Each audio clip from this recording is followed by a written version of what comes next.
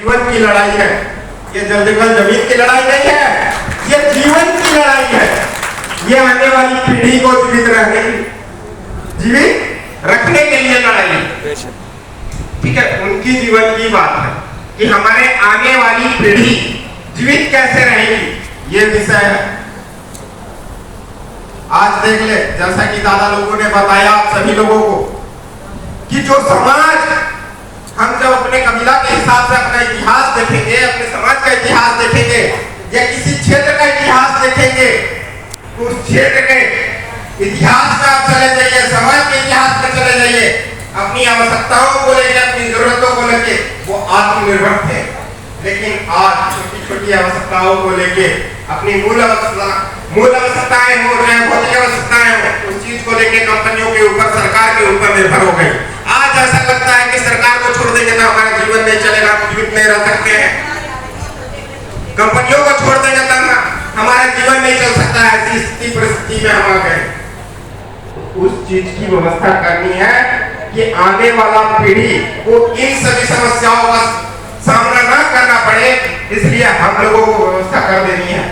जैसे हमारे समाज के बिरसा मुंडा ने लड़ा, सिद्धू कानू ने लड़ा, सत्या मामा ने लड़ा, तो हमारे पास आज 5 एकड़ 10 एकड़ प्रत्येक परिवार के पास जमीन है। और हमने नहीं लड़ा तो आने वाली पीढ़ी के पास कुछ नहीं बचेगा। जमीन नहीं बचेगा तो जीवन नहीं बचेगा। जमीन के बिना जीवन है क्या? जमीन के बिना जीवन है। जमीन तो बचाना चाहते हैं, लेकिन जमीन क्यों बचाना चाहिए, जमीन हमें क्या कहती है, वो लोगों को पता नहीं। आज पानी कहाँ है? पानी कहाँ है? आप रहते कहाँ हैं? चलते फिरते आपका घर परिवार कहाँ पे? जमीन। अन्न कहाँ पैदा होता? जमीन है। अन्न के बिना आप जीवित रह सकते हैं? अन्न के बिना कितने लोग ऐसे हैं जो जीवित रह सकते हैं बिना खाए? है कोई? पानी के बिना? तो सोच लीजिए जमीन की महत्व क्या है। ठीक है, तो मैं ज्यादा तो नहीं बोलूंगा, बस इतना बोलूंगा कि अपने समाज, किसी भी समाज या किसी भी क्षेत्र के, समाज हो या क्षेत्र, उसके इतिहास से बड़ा कोई दस्तावेज नहीं होता है। इनने जो दस्तावेज पकड़ाया है, जो इनका दस्तावेज है, सिस्टम का दस्तावेज है, व्यवस्था का दस्तावेज है, इन दस्तावेजों के आधार पे ही हम लोगों को गुलाम बनाए गए हैं, कुछ नहीं है। और हमारे में बात होता है, हमारे समाज में बात होता है तो जुडिशियल और नॉन जुडिशियल की बात होती है। आज पूरा सिस्टम कार्य जो कर रहा है, जुडिशियल व्यवस्था पे कार्य कर रहा है, आप सभी लोगों को पता। चपरासी कार्रवाई करता तो कौन सा कार्रवाई करता? जुडिशियल कार्रवाई करता। चाहे वो राष्ट्रपति का कार्रवाई करे, चाहे प्रधानमंत्री, चाहे कार्यपालिका का हो, विधायिका का हो, चाहे न्यायपालिका का हो, कौन सी कार्रवाई करते हैं? जुडिशियल कार्रवाई। जुडिशियल की परिभाषा क्या होती है? जुडिशियल की परिभाषा क्या होती है? किसी को पता है? जुडिशियल की परिभाषा क्या होती है? इंसान के बनाए गए वो हर नीति नियम, मतलब मानव निर्मित, वो कहीं कहीं बात चाहे नहीं, वो धर्म हो, जाति हो, सारे क्या है? जुडिशियल।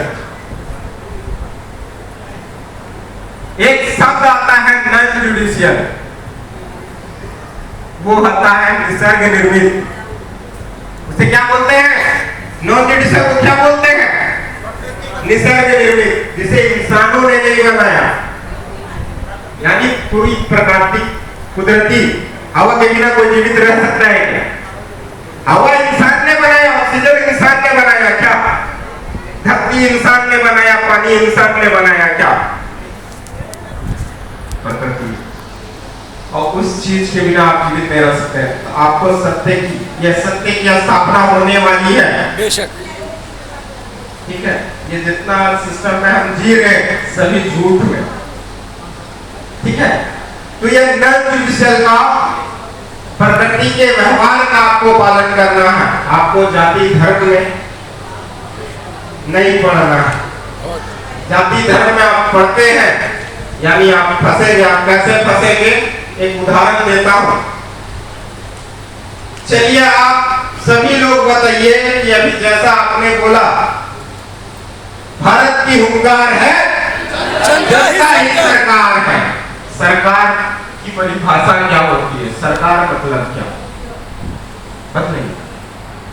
आपने बोला ना भाई, जैसे हम अपने समाज में पूछते थे कि वो बोलते थे जल जंगल जमीन हमारा, हम बोले बता दे भाई कैसे हमारा। मैंने गलत पूछा सही पूछा? सही पूछा। आपने बोला भारत की हुंकार है, जनता ही सरकार है। तो ये बता दो मेरे को कि कैसे सरकार है, सरकार की परिभाषा क्या? चलिए बताइएगा। स्वतंत्र व्यक्ति, एक ऐसा व्यक्ति जो स्वतंत्र है। एक ऐसा व्यक्ति जो स्वतंत्र है। सरकार को हम गवर्नमेंट शब्द से भी जानते हैं, ठीक है। डॉक्टर साहब का सुने होंगे तो वो हमेशा बोलते आए हैं कि ये देश जो चल रहा, जैसे ये भी बताते हैं, सिस्टम के भी लोग बताते हैं कि रूल ऑफ लॉ जो है वो संविधान को बताते हैं, कॉन्स्टिट्यूशन को बताते हैं। लेकिन एक्चुअल लॉ का मतलब क्या होता है? लॉ मतलब क्या समझते हैं? कानून, यही समझते हैं ना। लेकिन लॉ का मतलब होता है लैंड, एयर, वाटर। लॉ जो है ये शॉर्ट फॉर्म है। लॉ क्या है? शॉर्ट फॉर्म है, ठीक है। हमें जमीन के नियम से तोड़ करके आज हमें क्या कर दिया है? समुद्रिक नियम हमारे ऊपर लागू कर दिए हैं। जमीन के ऊपर समुद्रिक नियम ये लागू कर दिए हैं, जिस कारण से आज हम गुलाम हैं। समुद्र में जैसा होता है, जो पायरेट्स का नियम था, लुटेरों का नियम था, वो नियम आज धरती के ऊपर है, ये व्यापार के माध्यम से ही। तो हमने ये विचार बनाया समाज के अंदर कि समाज को सुरक्षित करना है, समाज की जल जंगल जमीन सुरक्षित करनी है, समाज की प्रत्येक समस्याओं का समाधान करना है, पर जीवन संरक्षण करना है। तो समाज के अंदर से पूंजीवाद को समाप्त करके समाज को समाजवादी व्यवस्था देना होगा। तो संभव ही नहीं है, इसके अलावा आपके पास कोई विकल्प भी नहीं है, उपाय भी नहीं है। समाजवादी व्यवस्था का मतलब यह है कि समाज में जितने लोग हैं, जितने परिवार हैं, उसके बिना हमारा जीवन नहीं चल सकता। किसी एक के बिना, एक परिवार के बिना भी प्रत्येक परिवार में प्रभाव पड़ना चाहिए, वो व्यवस्था हमें निर्माण करना है। इसके लिए आप थोड़ा चिंतन मंथन करेंगे और प्रयास करेंगे। प्रत्येक क्षेत्र में, प्रत्येक समाज में एक ऐसी व्यवस्था होनी चाहिए जो व्यवस्था के आधार पे हम स्वतंत्र हो, स्वयं का हमारा तंत्र हो, स्वयं का व्यवस्था हो कि सरकार के बिना भी हम जीवन जी सकते हैं, कंपनियों के बिना भी हम जीवन जी सकते हैं। तो ये चीज होनी चाहिए। जैसे समुद्र में क्या होता है आपने देखा है ना, समुद्र का नियम देखा है ना। समुद्र में छोटी मछली बड़ी मछली को खाती है, अब उस मछली को उससे बड़ी मछली खाती है, और उसको उससे बड़ी खाती है। वैसे ही आज क्या होता है, बैंक जो आप पढ़ रहे हैं, बैंक, नदी के किनारे को भी बैंक को बोला जाता है। ये आप साहब लोग से पूछेंगे तो वो बैंक की परिभाषा बताएंगे आप लोगों को। नदी के किनारे को भी क्या बोला जाता है? बैंक को बोला जाता है, ठीक है। तो दो किनारे होते हैं नदी के, उसके बीच में नदी क्या करती है? अपना रास्ता तय करती है। नदी में क्या होता है? बहाव होता है। बहाव होता है ना किस चीज का? पानी का। उस बहाव को कहते हैं, उस बहाव से क्या पैदा होता है? करंट पैदा होता है। करंट और करेंसी सबका ही खेल चल रहा पूरे विश्व के अंदर। ये करंट और करेंसी से ही पूरे विश्व को कंट्रोल की जा रही है। तो शब्दों को समझना होगा। जैसा अभी हमने आपसे सवाल पूछा कि आप बोलते हैं कि जनता ही सरकार है, तो सरकार का ये डिकोडिंग में जाएंगे। एक अर्थ हम बोलते हैं कि मालिक, जो स्वतंत्र हो, आजाद हो अपने में, खुद में। लेकिन क्या आज स्वतंत्र है, आजाद है? और नियम यह है कि कोई व्यक्ति अपनी जरूरतों को लेके, अपनी आवश्यकताओं को लेके किसी और के ऊपर निर्भर है, मतलब वो क्या है? गुलाम। वो क्या है? गुलाम। बोलिए, कैसे बोलिए, वो क्या है? गुलाम। गुलाम है। अब गुलामों की अधिकार नहीं होती, ना ही गुलामों को बोलने की आजादी होती है। इस बात को आप दिमाग में रखा।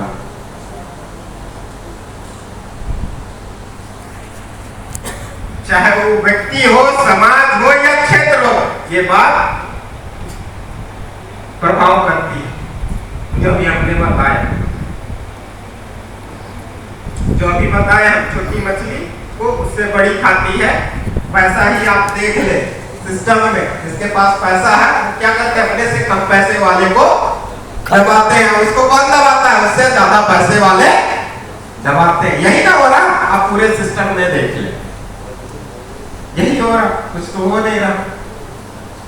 हमारे यहाँ पे कुछ ऐसे ही मामले होते हैं तो हम दस्तावेजों का सहारा नहीं लेते, हम अपने इतिहास के आधार पर वहां पे दावा करते हैं, बात रखते हैं।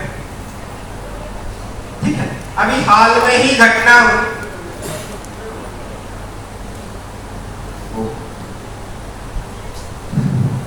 अभी हाल में ही एक गांव में हमारा मामला हुआ। ठीक है, हम लोगों का एक मामला था, वो था लगभग 64 एकड़ जमीन की। ठीक है, 64 एकड़ जमीन की मामला थी। वो जमीन में क्या था? दावा करने वाले बाहरी, ठीक है, जैसे आपने सुना होगा, समय था एक समय जमींदारी प्रथा। ठीक है, तो वो बोले कि हम जमींदार के वंशज हैं, इतनी जमीन जो है गांव के अंदर, आपके गांव के अंदर वो जमीन हमारी है। ठीक है, तो उन लोगों से हम बोले कि ठीक है भाई, जमीन आपकी है, एक दिन बैठते हैं, आप आइए दस्तावेज लेके किस आधार पे आपकी जमीन है, और हम भी समाज के लोगों के साथ बैठते हैं, थोड़ा सा विचार चिंतन मंथन करते हैं कि जमीन आपकी कैसे। तो ये जमींदार थे, बोले कि पहले हमारे पूर्वज जो थे वो जमींदार थे और बाद में क्या बन गए? रैयत बन गए। तो आपको पता होना चाहिए रैयत किसे कहते हैं, ये भी आपको पता होना चाहिए। जमींदार कैसे बने थे? जब उनसे हम पूछे कि आप जमींदार बने, आपके पास जमीन गांव की इतनी इतनी जो थी वो कैसे आई आपके पास? तो वो चुप हो गए, बोलते हैं हमारे पास इतने जमीनों का कागजात है। हम बोले कागजात किसने बना दिया आपका? कागज में जमीन है तो कागज में जोतो, जमीन में कहा है? अगर कागज में जमीन है तो कागज में जोतो, उस पर कृषि करो, कागज में कृषि करो, कागज में अनाज पैदा करो। जमीन तो हमारे गांव पे, हमारे गांव में कुछ पारंपरिक स्थल भी होते हैं, प्रत्येक गांव में होते हैं। ठीक है, हमने बोला कि उन पारंपरिक स्थलों के बारे में बता दें, किस जगह पे स्थित है, किस देव की पूजा अर्चना की जाती है, वो बता दें। तो सकेंगे बताने। दूसरी बात, हमारे गांव कबीला में सीमान होती है। ठीक है, सीमान होती है, गांव का जो बॉर्डर होता है ना, वो बॉर्डर होता, उसके अंदर गांव के लोगों का ही अधिकार होता है, बाहर के लोगों का अधिकार नहीं होता, नहीं होता। जो वो कागज बनाए, हम बोले इस कागज का आप टैक्स पे करते हैं? बोले हाँ बिल्कुल पे करते हैं। किसको पे करते हैं? तो बोले सरकार को देते हैं। टैक्स भरते हैं ना, प्रत्येक कागज बनता है, हमारा रजिस्ट्रेशन होता है, रजिस्ट्री होता है जमीन का, यही ना होता? वो टैक्स भरते हैं सरकार को। ठीक है, तो मैं बोला जब जमीन तुम्हारी है तो तुम टैक्स क्यों भर रहे हो? मतलब तुम तो जमीन रेंट पे लिए हो ना, मालिक होते तो टैक्स तो नहीं भरते ना। तो बोला जैसा समझ लो आप। तो आपने ये माना कि जमीन आपकी नहीं है, किसकी है? सरकार की है। सरकार कौन है आप ये बता दो, उसके दस्तावेज दिखा दो। मोदी जी हैं, हेमंत जी हैं, उसके नाम से ये जमीन है, वो दस्तावेज मेरे को दिखा। जब कागज नहीं बना था, जब सरकार नहीं आई थी, उस समय जमीन किसकी थी? उस समय जमीन किसकी थी? उस गांव की थी ना, उस गांव के लोगों की थी। लेकिन आज वो जमीन, वो गांव के, आज बहुत से ऐसे गैर मजरूआ जमीन होते हैं, गैर आपका आम खास होता है गांव के अंदर, जो जमीन को सरकार बोलती है सरकारी जमीन, गवर्नमेंट की है, सरकारी प्रॉपर्टी। वो गांव के अंदर सरकारी प्रॉपर्टी कैसे हो गई? जमीन पे अधिकार किसका होना चाहिए? गांव के लोगों का। लेकिन गांव के लोग भूल गए, गांव के लोग ही बोलते हैं ये जमीन किसकी है। मतलब यहां से तो ऐसे ऐसे हम लोग तर्क वितर्क करते हैं, अपने इतिहास का आधार पर पूछते हैं, अपने इतिहास के आधार पर बात रखते हैं, तो वो उनको जाना पड़ता है। और वो जमीन पे हमने खेती भी कर डाला, ठीक है, वो 64 एकड़ जमीन पे, ठीक है, प्रशासन के माध्यम से रोक लगाए गए। तो ठीक है, उसमें क्या हुआ, वो आए, ठीक है, एसआई आए, एसआई बोले जमीन पे आप काम रोक दो। हमने बोला ठीक है भाई, आप अथॉरिटी आप बता दो कि आपको अधिकार किसने दिया इस जमीन पे काम रोकने का। तो जमीन मालिक ने दिया। तो जमीन मालिक कौन है वही बता दो। इस जमीन पे अधिकार कौन दे सकता है? जो जमीन मालिक है वही ना रोकने का अधिकार दे सकता है। जिस जमीन की बात हो रही है उस जमीन के ऊपर अधिकार कौन दे सकते हैं? जो मालिक हो वही। तो वो रोकने का अधिकार दिखा। तो बहुत बात हुआ, ठीक है। और नियम भी ये है जुडिशियल में कि ये पुलिस वाले जो लोग हैं ये सिविल के मामले में, और संपत्ति तो सिविल का मामला है, उसे आना चाहिए क्रिमिनल मामले में, लेकिन आ गया सिविल के मामले में। और उस दिन आ गया विदाउट ड्रेस आ गया। उस दिन क्या आ गया? विदाउट ड्रेस आ गया। तो गांव वाले क्या किए? कूट दिए। अब गांव वाले कूट दिए, अब इतना कूट दिए कि 21 टाका लगाओ। कितना? 21 टाका लगा। वो इतने रफ्तार में भागे, पूछना नहीं है। ड्राइवर जो थे उनके, वो गाड़ी स्टार्ट करके घुमा के ही रखे, ठीक है। और 2-3 लोगों को कूट दिया, ठीक है। उनने गलती किया तो कूट दिया।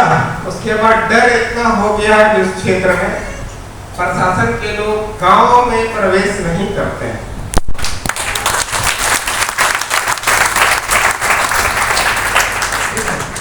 और आप थोड़ा नियम भी देखोगे, ठीक है। ये आपका जैसे बोला जाता है लॉ ऑफ नेचर, प्रकृति का नियम। तो ये बोला जाता है सर्वाइवल ऑफ द फिटनेस। इसका मतलब आप बेहतर जानते हैं। कितने लोग जानते हैं सर्वाइवल ऑफ द फिटनेस?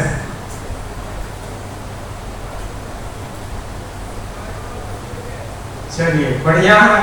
नहीं जानते हैं थोड़ा उस पर चिंतन मंथन करें, आपको पता चल जाएगा। जो नियम अभी बताए हैं वही नियम, ठीक है। हमने बोला जैसे कि जनता ही मालिक है, तो चलो आप बताओ, थोड़ा तर्क वितर्क करो, हम सब जाने कि जनता मालिक कैसे है। क्योंकि जब आगे आप जानेंगे समझेंगे, जैसे जैसे प्रशिक्षण चलता जाएगा, जैसे पब्लिक बोलते हैं उसको हिंदी में क्या बोलते हैं? जनता।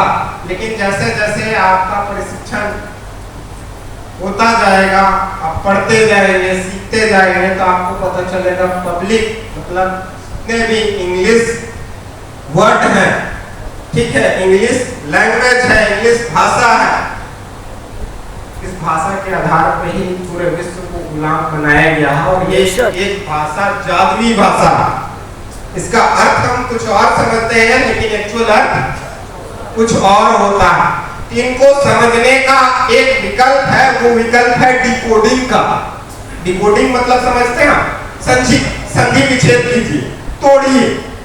अब इस शब्द को तोड़िएगा तो पब प्लस लिख आता है। अब देखिए उसका मतलब क्या होता है, तो उसका मतलब जूठा चाटने वाला। हेलो भाई साहब, इको गाड़ी खड़ी है मेन गेट पे, एक और हटाओ इसको, किसकी हुआ इको गाड़ी खड़ी है मेन गेट पे, कृपया थोड़ा साइड कर दीजिए, हम लोग काम कर रहे हैं।